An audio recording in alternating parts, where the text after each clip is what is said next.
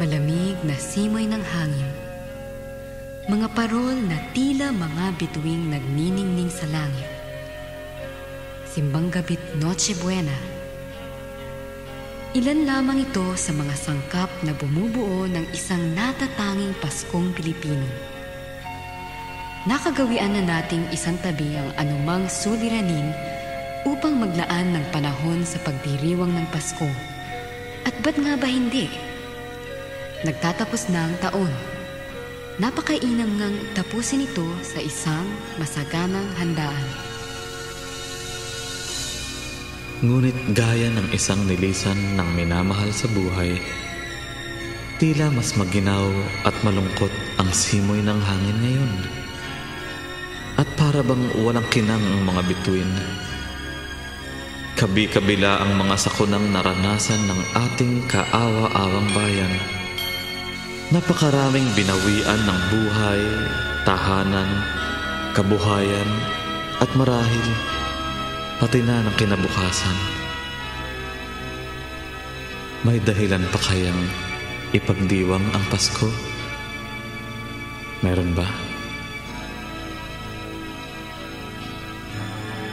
Marahil, kung mayroon mang napapanahon na mensahe ang Pasko para sa ating lahat ngayon, katulad din ito ng mabuting balitang tinanggap ng bayang Israel noon. May pag-asa pa! Silang nangaglalakad sa karimlan ay nakakita ng liwanag. Kung gayon, kailangan nating ipagdiwang ang pag-asang ito. Ihandog natin sa ating bayan ng isang maligayang Pasko dahil may pag-asa pa sa kabila ng lahat.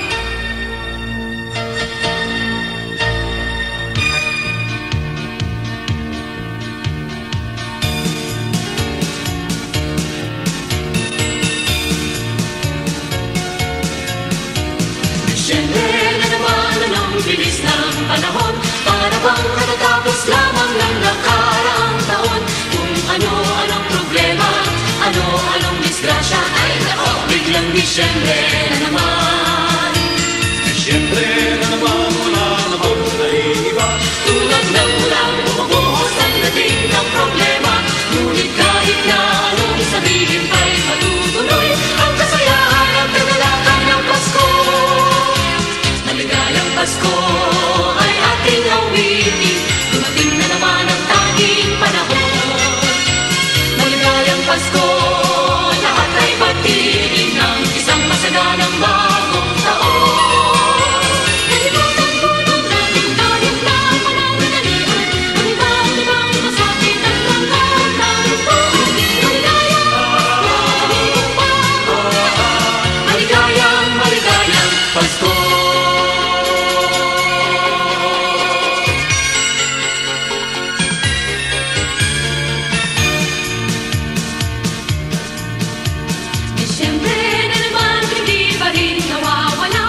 Bigat na mga pasanin na ating dinadala.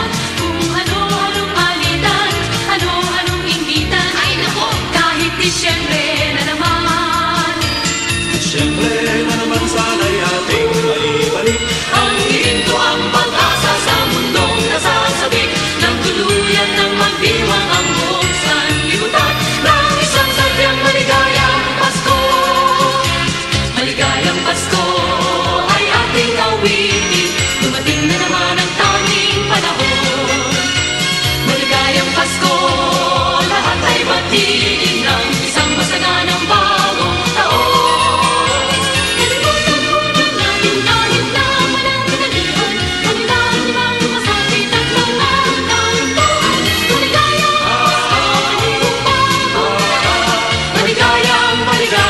Pasko.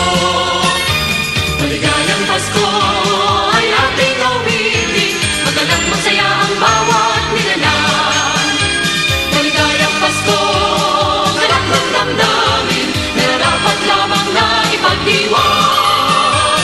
Kalimutan muna natin kahit na pananalian, ang iba't-ibang pasakit at mga tampuhan. Maligayang Pasko.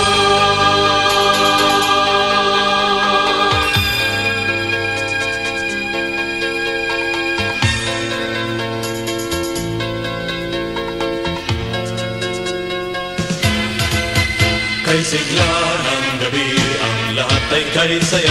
Nagluto ang ate ng manok na tinola. Sa bahay ng kuya ay mayroong litsunan pa. Ang bawat tahanan may handang iba't iba.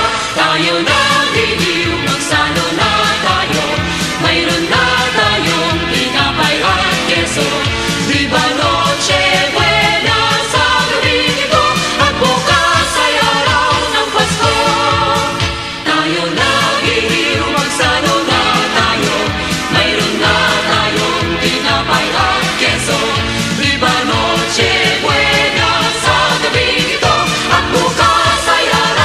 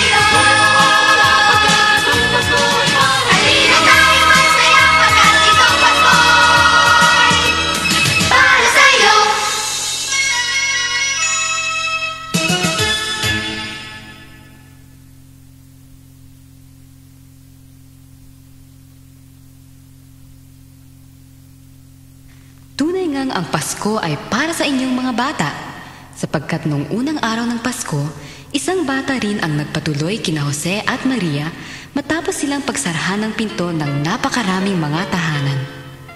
Muli nating balikan ang tanawing ito.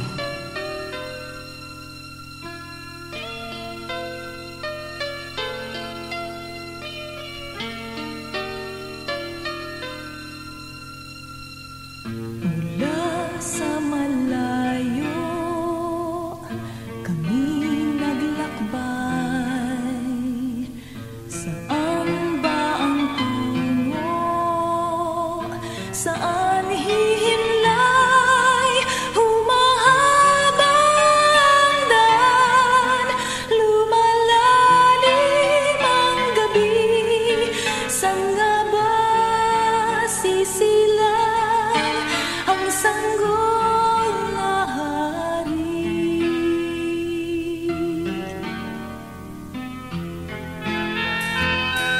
Ang bawat pintuan,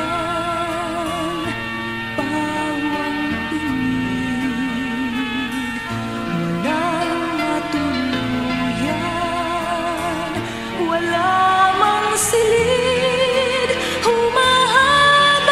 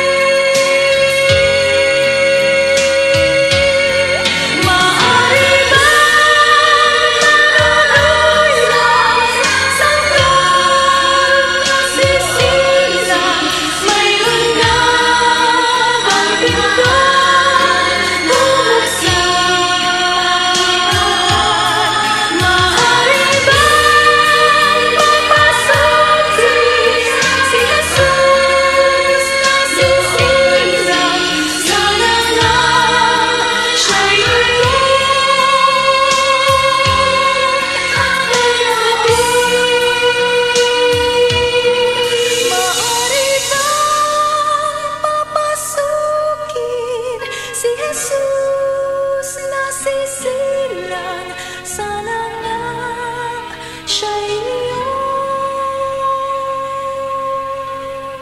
tanggapin.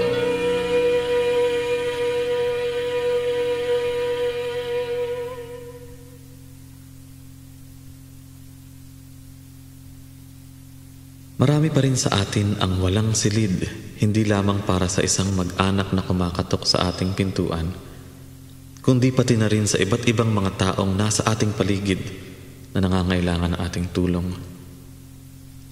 Paano nga ba ang Pasko sa mga dumaraing sa kahirapan, ngunit walang dumirinig? Paano magdiriwang ng Pasko silang nakukulong sa kanilang paitan?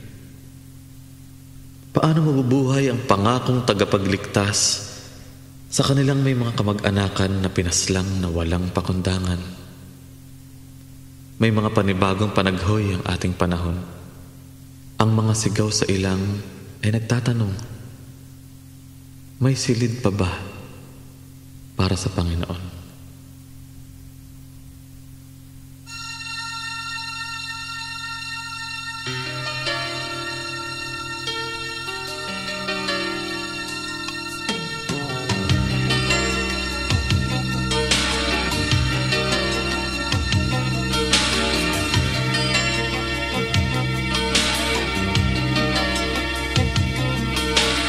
Gloria, Alleluia, ang pagbati ng anghel.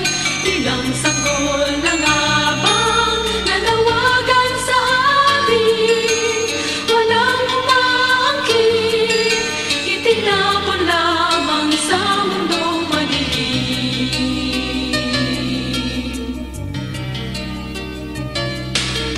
Paghandaan siyang dumarating mula langit. Ilang mga ulinang tuloy-tuloy sa pagdalis. Walang namirinig, pinaboy sa sulok ng mundong mabangis. Gloria Diyos, kami sumisigaw sa kadenang daigdig. Bubong tinig ang lahi na kaya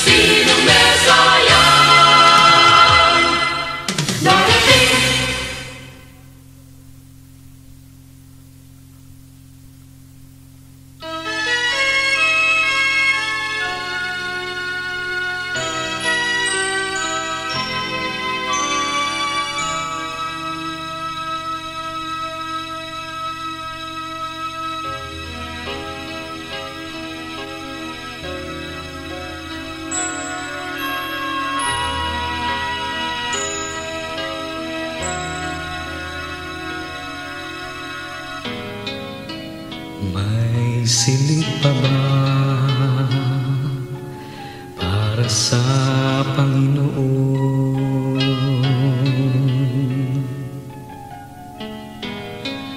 O baka naman tulad nila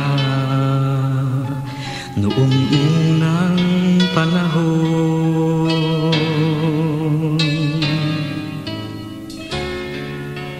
kung nag-alay man sila, sabsaban lamang ang pinahiram, ni walang puwang sa puso ni naman.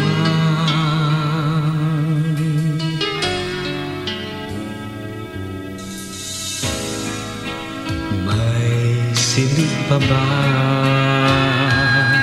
laan sa Panginoon?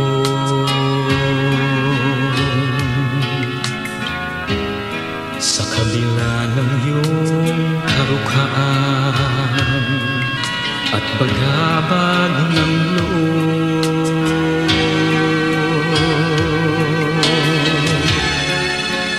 kung sa iyong sarili pa'y tila ba walang lunang ipaluwal, sangsilid nga ba ang ating may kapal?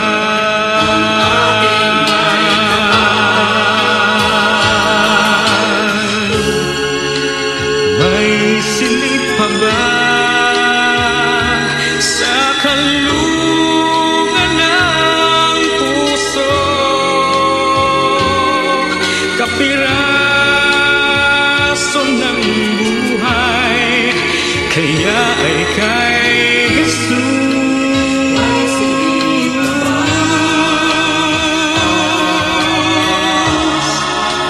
Kung pinig pa man, sana pa'y buksan ang pinto, di lang tanging angay na tunay, paglingkurang lubos.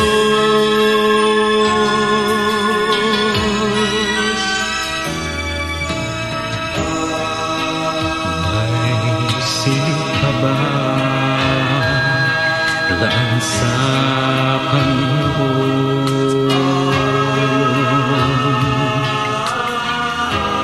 Sa kabila ng iyong karukaan at bagabag na loob,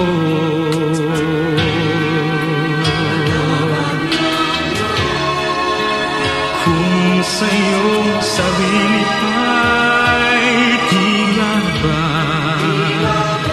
walang lunang ipaluwal, sangsilid nga ba ang ating may kapal?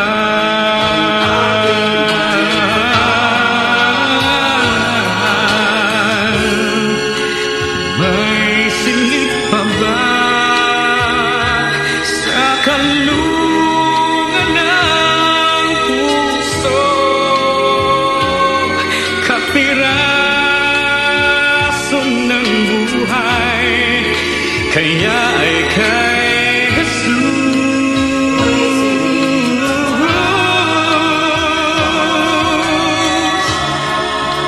Kung pinig pa man, sana pa'y buksan ng pinto,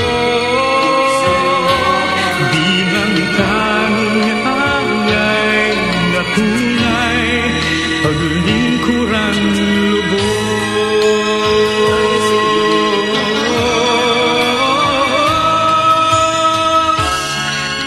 May silid pa ba? Sana pa'y buksan ang pinto, di lang tanging alay na tunay, buksan ang iyong puso.